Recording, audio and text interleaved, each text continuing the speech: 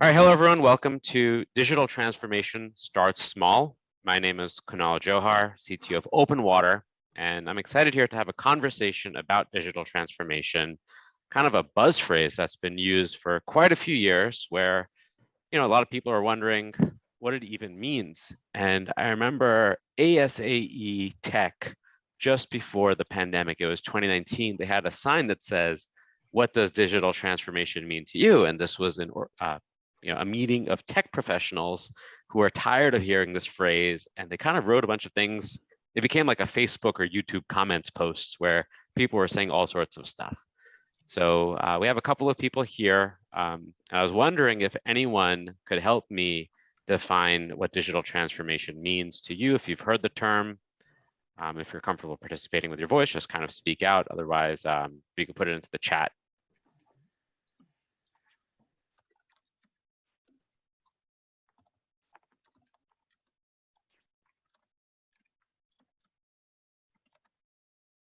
All right, no volunteers. Moving organizational processes from paper to online. Okay, that's pretty good. I like that. I like that definition a lot. Does anyone else have one that they want to add?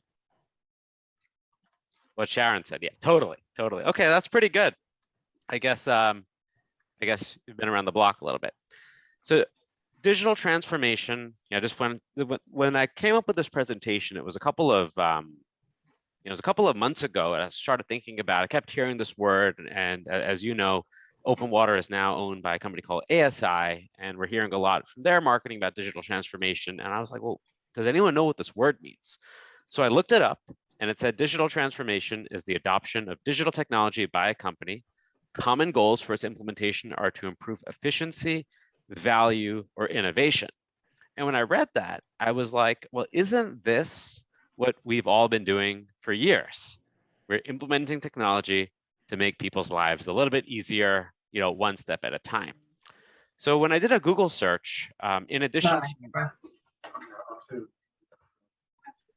to seeing that definition, I was looking around and I just did an image search first to find some graphics to put on here, and I found an image that looked like this. And I'm like, yep, that. Then I read the article that was associated with it, and it was 15 ways to have digital transformation in your organization applied. I'm like, well, that sounds pretty complex. And then I continued along, and I found a consulting firm that put out this graphic. And I looked at this graph and I'm like, okay, that's pretty helpful. This makes me understand a little bit more the why on digital transformation. That why are there so many consultants around it? Why are people saying that executive directors need to make this their focus and that they need to get full buy-in from the organization? And as I look through all of this, I'm like, there's just so much preparation before achieving these goals of improving efficiency, value, or innovation. And I was like, well, why is that the case? And I ask you here, how many people, if you want to make a change, how many people do you need to make that change? And I asked this question to a live audience, and people just mouthed the words, one.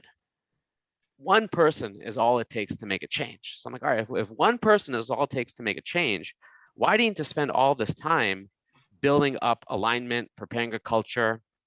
And I realized that, well, okay, there's really a big, if I drew a Venn diagram of digital transformation, there's a lot of pieces of digital transformation that if you get wrong, you could make things really hard on people.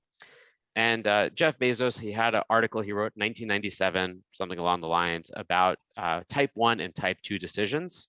So type 1 decisions in summary are one way. If you go in that direction and then you make a U-turn, it could have catastrophic consequences. And type 2 are if you make a mistake, oh well, you try another mistake. And I was like, all right, well, what if we apply this thinking towards digital transformation?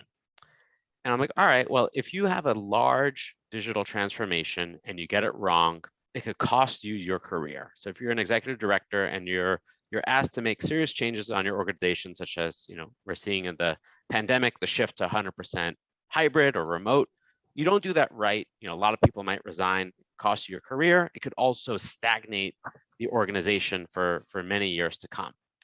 So when I think about those large-scale digital transformations, I think about that chart I had shown a couple of slides ago, and I'm like, you know what?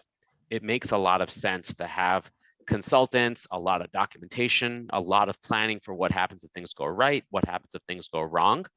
And then all those resources cost a lot of money, they take a lot of time, and maybe you can only take on 1 or 2 such challenges at any given time. So I thought about, well, what are some examples of type 1 transformations? Changing your association management system or CRM. You got that wrong. A lot of times people spend 3 years trying to change their AMS, and then they just end up staying on what they have. What we're seeing now with the move of 100% hybrid office work policy, we're seeing that in the face of, if you don't move quickly enough, you're going to face the great resignation. If you move too quickly, you might face what they're calling the great regret. Something Open Water is going through right now with the merger with ASI is, we're used to using Slack and G Suite, and we all need to move on to Office 365, Outlook, and Microsoft Teams.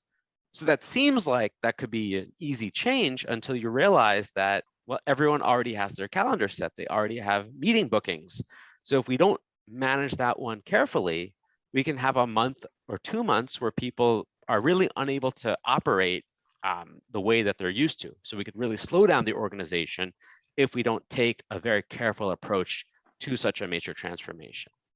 Another one that comes to mind, especially in the association world, where a lot of the IT is outsourced to other firms, is the information security. If you don't move fast enough, you could face a ransomware or a catastrophic hack. And if you move too quickly, you could end up locking out your organization from being able to get work done, which once again could create sort of efficiency problems of just your day-to-day operations. And just another one that came to mind was making a mobile push first. If you make a push to moving all of your services mobile, you're often tied to a new set of vendors.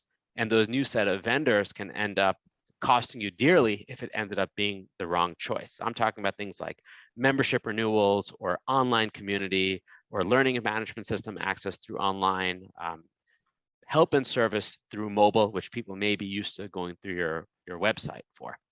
So some of these may be obvious in terms of course, we all know that people change their AMSs every 7 to 10 years. Some of these, they may not be obvious of, well, what happens if I get it wrong? And a framework that might help organizations pick and choose is something, a type 1 transformation versus a type 2, is by asking these questions and determining if these questions have significant answers to do it, or if they have kind of like, all right, well, it's worth a shot. If it works, it works. Really where the risks come into play. So I want to pause there and find out if anyone has any questions to start, because the rest of this presentation is going to talk about small ways that we as professionals can make a difference.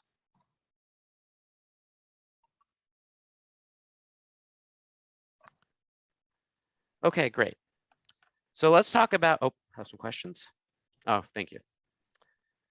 All right, so type 2 transformations at Open Water. So here are some of the things that we are doing at Open Water that I thought would be helpful to share with everyone at large. These are reversible decisions in terms of, if we get this wrong, whoop-de-doo, literally nobody will notice. And if we do it right, probably nobody will notice at first, but over time, those kinds of changes that we're working on will compound. So as you look at your organization, I think if you find areas that don't need a whole lot of approval, or in an ideal world, no approval, you could begin chipping away at a digital transformation strategy that you can work on. So let's talk about some of the ideas, and then we'll show you how to execute some of those ideas. So the first one is better informed employees. Second one is better informed members, which in Open Water's case is our staff, but then also the 12,000 administrative users around the world that use the platform. For your association, of course, employees are the staff members, and then the better informed members are the dues paying members of your organization, or perhaps the sponsors. And then the last part of this presentation is just a bit of an awareness of how you can use Open Water as part of your digital transformation strategy. So going back to what someone said in the chat, which was moving processes from paper to online, Open Water is a great tool for that, and we'll plug ourselves a little bit at the end of this. So I wanted to talk about a tool called Guru. This is not an open water tool. This is a tool that you can go buy out on the open. It's getguru.com. And we get no commission or anything off of this. This is just a pretty remarkable tool that's out there. So I wanted to show you how we use this tool internally. In summary, it's a tool that allows you to make documentation very, very easily available to your own organization. And the story behind this is I was personally very, very tired of answering the same questions over and over and over and over again.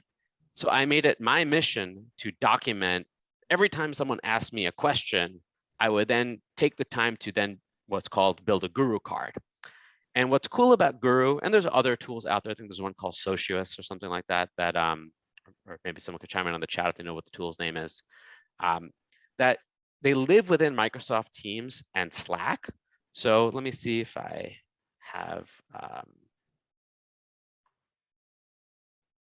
here I have something readily available. Let me just find it, sorry about that.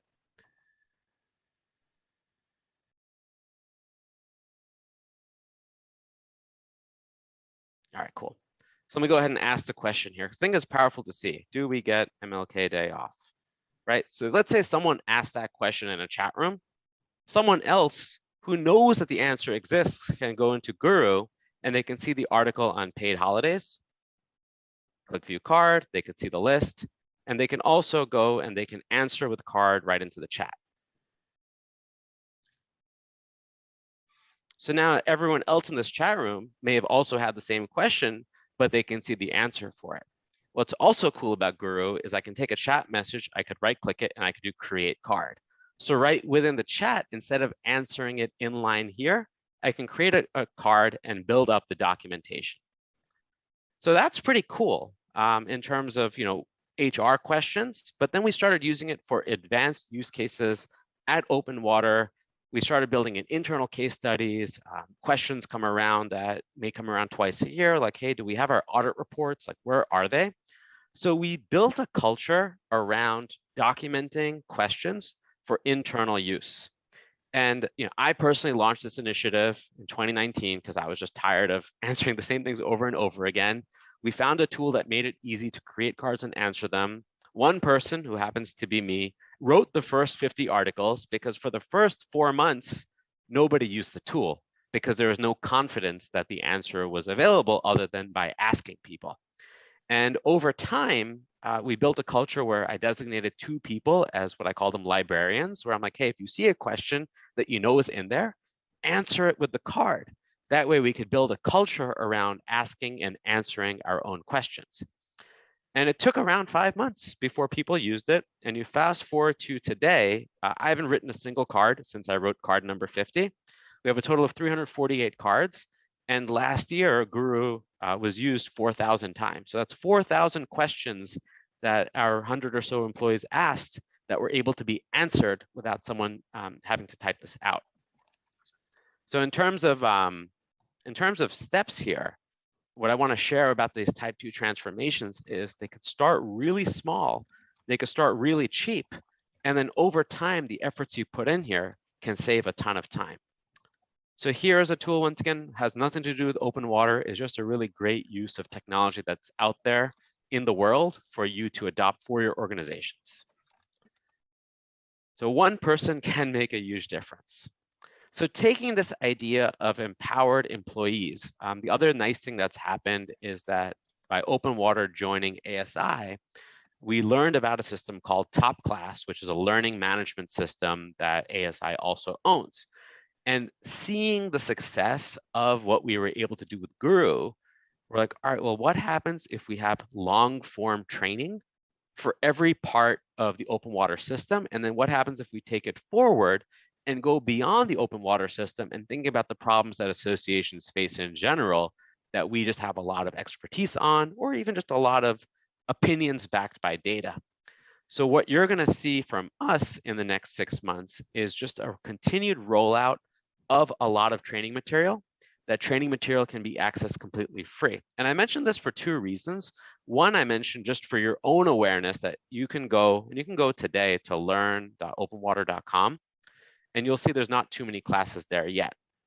We just started this initiative literally a couple of days ago or 2 weeks ago. But if you fast forward 6 months, you're going to see about 30 lessons within the system. And this is an example of how our strategy is going to work. So today I'm hosting a webinar. I can pass this webinar over to one staff member who's volunteered time, and within 1 hour, they can watch this webinar. They could break it down into 5-10 minute sections, splice the video out, and create a mini learning module. And what we realized also is that while things are in Guru, things are on YouTube, things are on our help center, there's no sense of accomplishment, but the learning management system shows you what you've done, what you're working on, and your percent towards completion. So when there's idle time, for example, during the summer, at least pre-pandemic, during the summer, things were a little bit slower at open water, we can encourage people to learn a little bit more, and we can assign them various trainings from within our learning center. So for you and your organization, of course, you have this resource, it's available to you, it's going to get better and better over time. But if you implement Guru, that's kind of for internal use. Implementing an LMS is just another great thing you can do. And then, well, how do you contribute to it, right? Because an LMS is a large decision. It requires a budget. It requires approval. But once you have that LMS, someone can volunteer to take all of the content that's put out by all team members, watch it, edit it, upload it. Before you know it, if you have a marketing team putting out one webinar a month, you'll have 12 courses created in a month, and maybe those are watched only 10 or 15 times a year each. We're still talking about 150 to 200 people learning a little bit more and just moving the needle just a tiny bit forward. In the chat, Zach has posted a tool called Notion. So Notion is a competitor to Zach. No, nothing is a competitor to Zach. Notion is a competitor to Guru, and it's another tool that could be used to help document the first part. So making one process a bit better, right? We talked about the Guru making the process of asking and answering questions a bit better. Now we talked about the LMS taking a webinar that was already put together and turning it into a course, making learning a little bit better. Now we'll talk about how open water can be used to make one process a little bit better. So I'll pause at the end for questions, but I wanted to talk through some of the things that we have done to help promote open water within organizations. So a lot of people wonder, what is open water? And while we have lots of materials to help explain why people use it and how it can cut down on time, what we've done in the last week is we put together this site, try.openwater.com. So if you have colleagues that are curious what we do, instead of explaining it to them, just send them to try.openwater.com. And they could test out the system as an applicant or as a judge.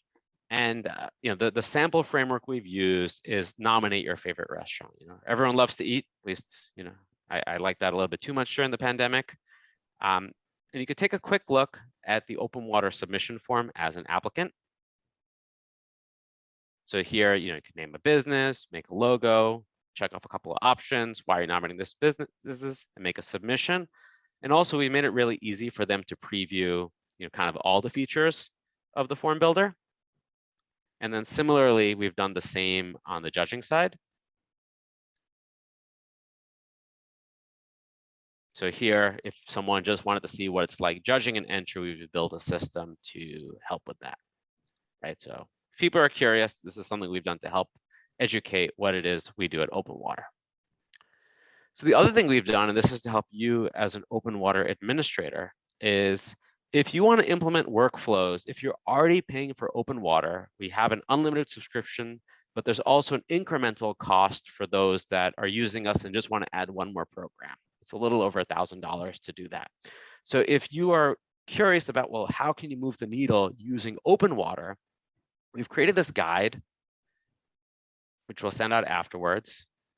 And this guide can be used to inventory various programs that you have going on in your organization. So here, let's say if we ever get back to offices and meet in person, right? During like a lunch and learn within your organization, you could ask around that, hey, is anyone running programs like this? Or is anyone running a professional leadership award or chapter excellence? Or does anyone have a call for papers coming up? And you could just start inventorying, well, what are the needs that are going on within your organization? listing out the names of the programs.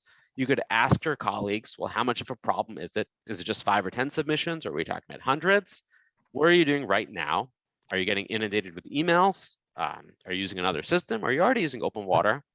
And then maybe there's some features of open water that would be helpful to make this a little bit easier. For example, pre-filling data from your AMS, having a public vote. Maybe it's a large form where you need large file uploads and you can save and return. Maybe you have a letter of reference that one person fills out and another one updates. So the other thing you can do is you can search your website for these programs. And I did that with a couple of people. So here are the people that registered for today's webinar. And before this call, I just went to Google. And one of the tricks we use at Open Water to help find organizations that could use us is we search their domain name on Google and we add the keyword like awards or fellowships or scholarships, and then the word submit. And then typically within the first couple of pages, Google helps find programs that are being done the manual way. So here is AGO, which I think is orchestra organization, or organist, American Organist Organization. And here you see that we're able to find a chapter award that should be emailed. You should upload photos. You should send in materials. So that is pretty much a paper process that could be moved online. Another one we found is the ISSCR awards and leadership positions. So here you could nominate someone. They have a set of criteria. They might have a PDF to look at and fill out. And just one more example in terms of Googling the site, award submit. And here we're able to find this Word doc that talked about filling out an application form online, also including a resume and so forth. So I hope that with this inventory tool here, you can use this tool to fill out information of programs you find to help determine if something is a candidate to move online. You can then talk to the stakeholders and find out really there's two problems that people are facing. One is that around deadline time, they're just getting annihilated with submissions from people that don't read the rules. So it's like, please fill out a form with your first name, last name. They'll put in last name without a first name. Or, please let us know, give us this is for people that are under 30 years of age. People might be 35 and applying to something. So the system can help with a lot of that, but ultimately, if there's just a couple of submissions, it's a waste of time helping them optimize. So here's an example of a filled out worksheet. I talked to a bunch of stakeholders. I got the names of their programs. I identified that they have an achievement award that looks like it could benefit from some pre-fill and a letter of reference. I have a scholarship that's only getting 10 submissions. Maybe I don't want to really spend my time helping with that. It's not really going to move the needle.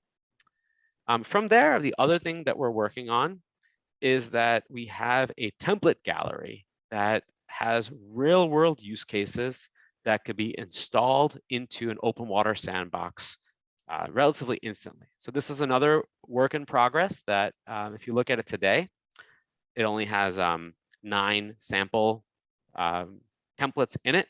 If you fast forward a couple of months, you'll find this thing filled with around 30 to 40 templates. And then we're committed to just adding templates week by week. What's nice about this template gallery is each one of these gives you a preview of what you're going to get. And then you can install this template into your open water instance or into your open water sandbox, and it'll copy over all of the form information.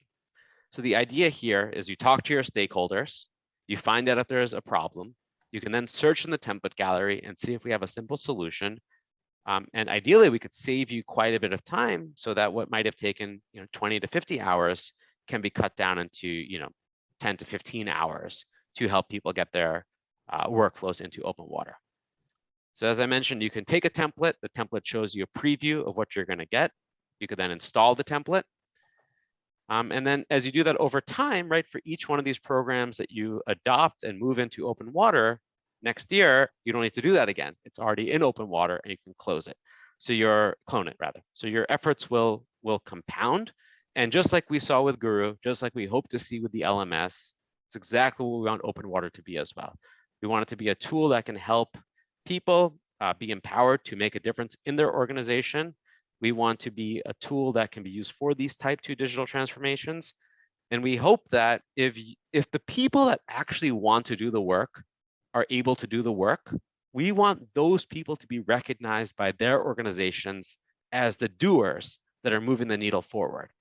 And I think one of the things that bothered me about the type 1 digital transformation is that it really required a lot of approval and a little bit of politics to get your priority advocated for. Right? And I think what I hope what I've shown today is that there's options here that as one person, you're able to drive, move the needle forward at your organization. And then when it comes to a performance review, you could talk about, hey, this is what I've done. I moved 50 cards into Guru. I've helped save 250 questions for being asked across the organization. I really want to move the needle forward. I think that you can advocate for yourself a little bit more with these kinds of transformations. So with that, I'm going to open it up for questions. But if once again, you could promote the mission of if you solve a problem once, the organization will save. Maybe forever is a stretch, but definitely for years to come. All right, thanks everyone.